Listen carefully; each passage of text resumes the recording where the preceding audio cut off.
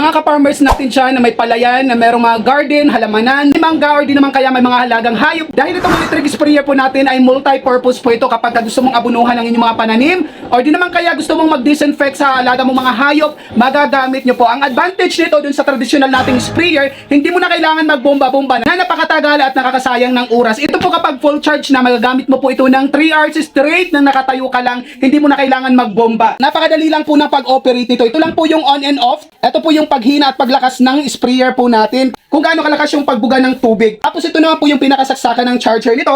At itong stainless steel pipe naman po, syempre pinaka-sprayer.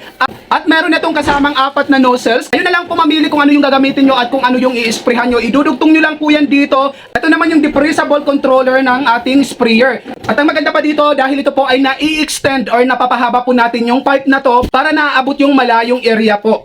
Itong nasa likod naman po ay pa-order sa akin yung isa dyan dito sa barangay ko.